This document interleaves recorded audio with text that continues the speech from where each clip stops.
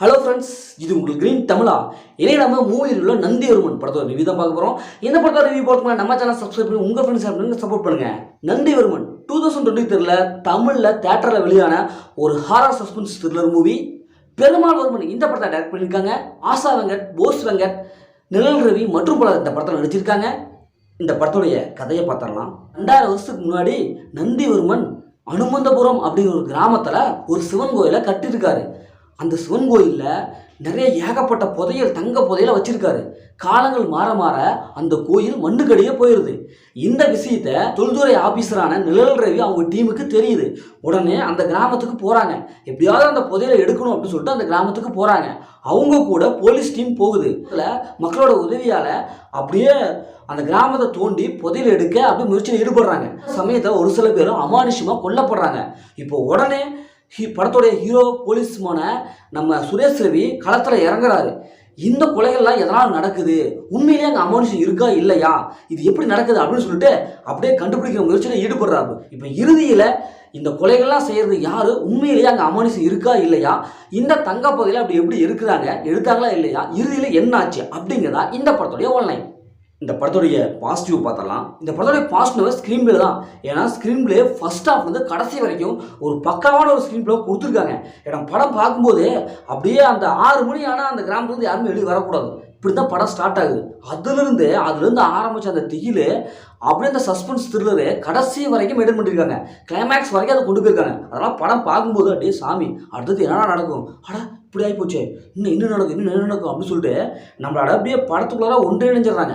அந்தளவுக்கு செம்மையான ஒரு ஸ்க்ரீன் பிளேவை கொடுத்துருக்காங்க. படத்துடைய ஹீரோ சுரேஷ் ரவி சும்மா சொல்லப்படாதுங்க, போலீஸாக போய் வாழ்ந்துருக்காரு. ஏன்னா அந்தளவுக்கு ஃபைட் சீக்வன்ஸஸ் பின்னி பெடல் இருக்கிறாரு. அதே மாதிரி எமோஷனல் சீன்ஸில் மனசை டச் பண்ணுறாரு. ரொமான்ஸ் செம்மையாக இருக்குது. ஹீரோயினுடைய கெமிஸ்ட்ரினால ஒர்க் அவுட் ஆகுது. ஏன்னா ஹீரோயின் இந்த படத்தில் ஒரு தொல்துறை மாணவியாக வந்திருப்பாங்க. அவங்களோட ஆக்டிங் செம்மையாக இருக்குது.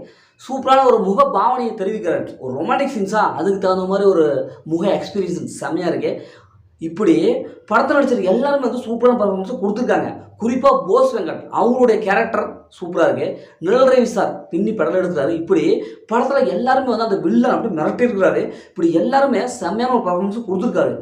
இன்னும் இந்த படத்தில் ஒரு ஹைலைட் சொல்லப்போனால் அந்த ஃப்ளாஷ்பேக் காட்சி வரும். அந்த நந்திவர்மனை பற்றி நான் ஃப்ளாஷ்பேக்கு செம்மையாக இருக்குங்க.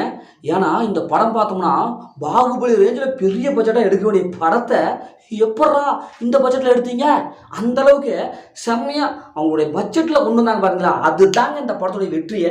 அந்தளவுக்கு செம்மையாக இருக்குது. ஃப்ளாஷ்பேக் காட்சி அந்தளவுக்கு சூப்பராக இருக்குது. ஜெரால்டு பிளிக்ஸ் அவங்களுடைய மியூசிக் சூப்பராக இருக்குது.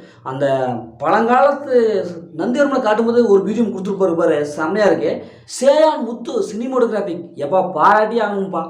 ஏன்னா அந்த நந்திவர்மனை காட்டுறப்ப அந்த கேமரா ஆங்கிள் சும்மா எங்கேயோ போயிடுச்சுங்க. அந்த அளவுக்கு ஹை குவாலிட்டி விஷயம் கொடுத்துருக்காரு. அப்படியே படம் பார்க்கும்போது அந்த கேமரா ஆங்கிள் மிரட்டிருக்காரு. படம் ஃபர்ஸ்ட் ஹாஃப் வந்து கடைசி வரைக்கும் கிளைமேக்ஸ் வரைக்கும் நம்மளை அப்படியே ஒரு திகிலில் வச்சுருக்காரு. கண்டிப்பாக கேமரா ஆங்கிள் அந்த சினிமோட்டோகிராஃபிக் இந்த படத்தில் 100% கை கொடுத்துருக்கு. அவர் இல்லைன்னா என்னடா அது இப்படி ஒரு லோ பட்ஜெட்டில் இந்த அளவுக்கு ஒரு தரமான ஒரு சினிமோட்டோகிராஃபி கொடுத்துருக்காரு. அவருக்கு ஒரு ஹேண்ட்ஸப். இப்போ இந்த படத்துடைய மைனஸை பார்த்தரலாம். எனக்கு தெரிஞ்ச அளவுக்கு இந்த படத்தில் மைனஸில் எதுவும் இல்லைப்பா, நல்லா தான் இருக்குது. மைனஸ்னால் ஏதாவது ஒன்று சொல்லணும்னா என்ன ஸ்டோரியில் நான் சொல்லலாம். ஏன்னா இந்த படத்தோடைய ஸ்டோரி லைன் பார்த்து பழக்கப்பட்ட ஸ்டோரி லைன் மாதிரி தான் இருக்குது. அதுவும் 100% சொல்ல முடியாதுங்க, ஒரு சின்ன மைனஸ் தான். ஏன்னா ஒரு திருஷ்டி புள்ளி ஒன்று வைக்கணும் இல்லையா, அதே மாதிரி தான் இந்த படத்தில் ஒரு சின்ன மைனஸ் தான் நான் உங்களுக்கு சொல்லுவேன். மற்றபடி எல்லாமே ப்ளஸ்ஸு. படம் அவ்வளோ அம்புட்டு அருமையாக இருக்குங்க. ஏன்னா ஸ்க்ரீன் பிளேவில் இவங்க பட்டையை கிளப்பிட்டாங்க. இந்த படத்தை ஃபேமிலியோட பார்க்கலாம், கண்டிப்பாக ஃபேமிலியோட பார்க்கலாம். ஏன்னா படத்தில் அந்த மாதிரி சென்ஸ் எதுவுமே இல்லை. மொத்தத்தில் படம் எப்படி இருக்குது, சூப்பராக இருக்கா இல்லை சுமாராக இருக்கா, இந்த படம் ஒரு ஒர்த்தான மூவியாக, கண்டிப்பாக ஒரு ஒர்த்தான மூவி. ஓகே, இதே மாதிரி மற்ற ஒரு புதிய மூவியில் சந்திப்போம். உங்களிடமிருந்து உங்கள் கவி பாரதி.